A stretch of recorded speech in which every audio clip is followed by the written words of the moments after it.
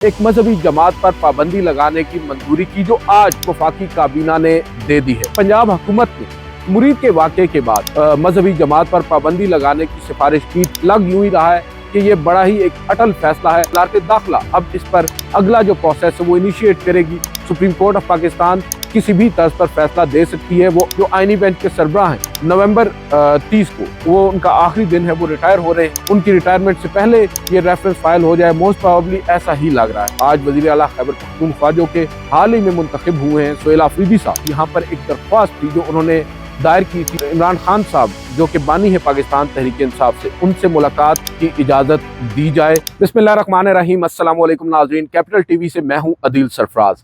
नाज़रीन, आज के इस व्लॉग में आपके साथ दो बड़ी खबरें शेयर करेंगे, मगर सबसे पहले हम बात करेंगे उस ब्रेकिंग न्यूज़ की जो अब से कुछ देर कबल ही वज़ीर आज़म के सेक्रेटेरिएट से आई है। हम बात कर रहे हैं एक मजहबी जमात पर पाबंदी लगाने की मंजूरी की जो आज वफाकी काबीना ने दे दी है।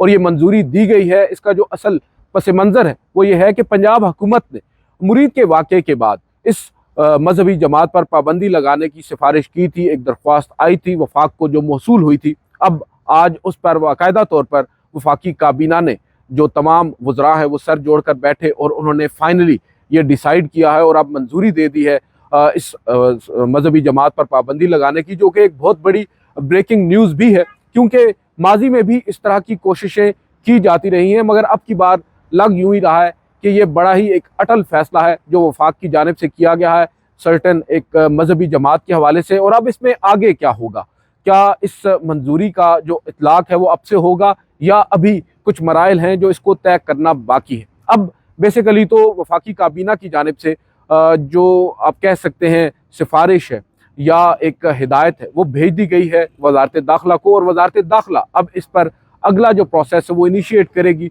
वो प्रोसेस ये होगा कि सुप्रीम कोर्ट ऑफ पाकिस्तान में बाज़ाब्ता तौर पर एक रेफरेंस फाइल किया जाएगा आइन के मुताबिक, और वो रेफरेंस में ये जो वफाकी काबीना का फैसला है इसको साथ लफ किया जाएगा, और फिर सुप्रीम कोर्ट ऑफ पाकिस्तान इस मामले के ऊपर एक बेंच की सूरत में बैठेगी, सुनेगी दलाइल और उसके बाद अपनी राय देगी। वो राय मस्बत भी हो सकती है, वो राय मनफी भी हो सकती है। ऐसा नहीं है कि अगर आज वफाकी काबीना ने अगर मंजूरी दे दी है पाबंदी लगाने की तो वो मंजूरी हो ही गई है। अभी एक बहुत बड़ी रुकावट है सुप्रीम कोर्ट ऑफ पाकिस्तान। रुकावट मैं इस वजह से कह रहा हूँ क्योंकि सुप्रीम कोर्ट ऑफ पाकिस्तान किसी भी तर्ज पर फैसला दे सकती है। वो आया इस वफाकी काबीना के फैसले की तौसीक भी कर सकती है और ये भी कह सकती है कि ये फैसला दुरुस्त नहीं है। गो के जो फैसला होगा सुप्रीम कोर्ट ऑफ पाकिस्तान का वो जजमेंट की सूरत में नहीं आएगा, वो एक ओपिनियन की सूरत में आएगा। उसे हम अदालती फैसला, बल्कि अदालती फैसला नहीं बल्कि अदालती राय, सुप्रीम कोर्ट की राय के तौर पर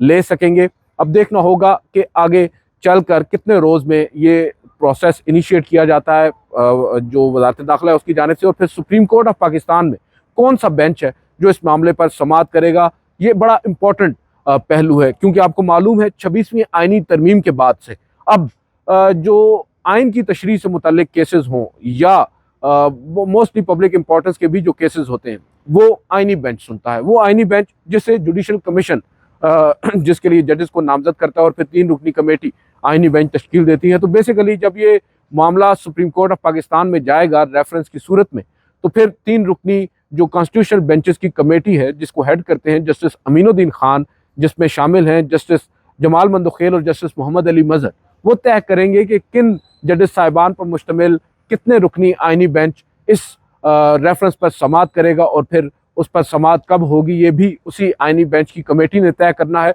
अब ये भी हो सकता है कि जो आइनी बेंच के सरबराह हैं, नवंबर 30 को वो उनका आखिरी दिन है, वो रिटायर हो रहे हैं। उनकी रिटायरमेंट से पहले ये रेफरेंस फाइल हो जाए, मोस्ट प्रोबेबली ऐसा ही लग रहा है। और बज़ाहिर तो ऐसा लग रहा है कि 1 या 2 हफ्तों के अंदर अंदर इस पर सुप्रीम कोर्ट ऑफ पाकिस्तान से राय भी आ सकती है। बहरहाल अगर ये मामला थोड़ा सा तवील हो गया तो इसमें खटाई में भी ये मामला जा सकता है। वजह यह है कि जो मौजूदा आइनी बेंच है इसकी तोसी जून में की गई थी, वो 30 नवंबर तक ही की गई थी, यानी अगला महीना है ये आइनी बेंच, और इसकी तोसी जब तक नहीं हो पाएगी उसके बाद भी तो फिर ये मामला लटक सकता है। बहरहाल बज़ाहिर ऐसा लग रहा है कि आइंदा आने वाले चंद दिनों के अंदर ही इस हवाले से कोई अहम पेशरफ्त हो सकती है। दूसरी जानिब आज हमने देखा इस्लामाबाद हाई कोर्ट में पहले काफ़ी गहमा गहमी नज़र आई। आज वज़ीर आला खैबर पख्तूनख्वा जो कि हाल ही में मुंतखब हुए हैं, सोहेल आफरीदी साहब, एक नौजवान है, वो इस्लामाबाद हाई कोर्ट पहुँचे और उनकी आज यहाँ पर एक दरख्वास्त थी जो उन्होंने दायर की थी 2 रोज़ कबल, जिसमें उन्होंने ये इस्तदा की थी कि इमरान खान साहब जो कि बानी है पाकिस्तान तहरीक इंसाफ से, उनसे मुलाकात की इजाज़त दी जाए। गो के इजाज़त तो ऑलरेडी है, माजी में फ़ैसले भी अदालत के मौजूद हैं, लेकिन जेल इंतज़ामिया उन फैसलों को भी आड़े नहीं आने दे रही थी और मुलाकात नहीं करवाई जा रही थी। बावजूद इसके कि वज़ीर आला ओथ लेने के फ़ौरन बाद अगले ही रोज़ सुप्रीम कोर्ट को ख़त लिखने इस्लामाबाद हाई कोर्ट से रुजू करने के बाद अडयाला जेल पहुँचे, उन्हें मुलाकात की इजाज़त ना मिली। इवेंचुअली उन्होंने इस्लामाबाद हाई कोर्ट में पिटीशन दायर की और आज उस पिटीशन पर समाअत की जस्टिस सरदार सरफराज डोगर की सरबराही में 3 रुकनी लार्जर बेंच ने।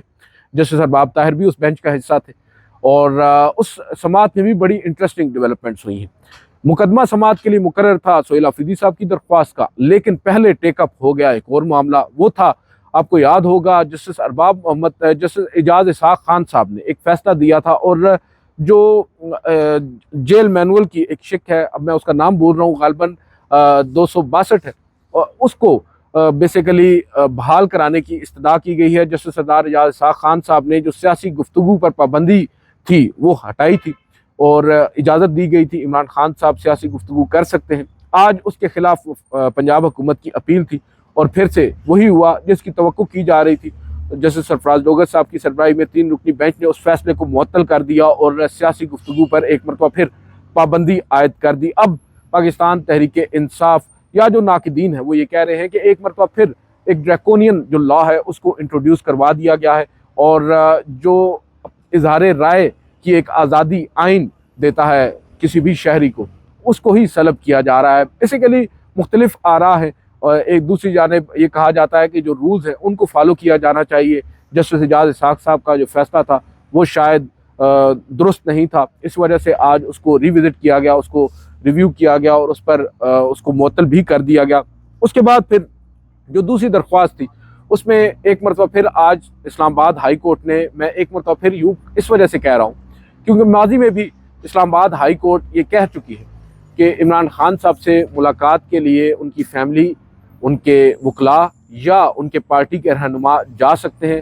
हफ्ते में 2 दिन हैं, जुमेरात और मंगल, ये मुख्तस हैं। वो दोनों, इन दोनों दिनों में जो पाकिस्तान तहरीक इंसाफ के जनरल सेक्रेटरी हैं वो फहरिस्त फ्राहम करेंगे अडयाला जेल को और उस फहरिस्त के मुताबिक जो मुलाकातें हैं वो करवाई जाएंगी। अडयाला जेल के जो सुपरिटेंडेंट थे वो भी कमरा अदालत में मौजूद थे और उनके दरमियान और सलमान अकरम राजा के दरमियान कुछ तलखी भी हुई दौरान समाअत, जब मौसूफ सुपरिटेंडेंट साहब ये फरमा रहे थे कि ये लोग बाहर आकर सियासी गुफ्तगू करते हैं अदालती फैसले के बावजूद। तो उस पर सलमान अकरम राजा ने कहा कि ये लोग तो चाहते हैं कि हमारे मुंह पर टेप लग जाए, जबकि हम वहाँ पर गुफ्तगू नहीं करते, हम वहाँ से हट कर गुफ्तगू करते हैं। बहरहाल इवेंचुअली ये हुआ कि अदालत ने एक मरतबा फिर रीइटरेट किया अपने माजी के उस फैसले को और कहा कि इमरान खान साहब से मुलाकातें आइन और कानून के मुताबिक, जो जेल मैनुअल है उसके मुताबिक करवाई जाएँ। हिदायत की गई जो अडयाला जेल है।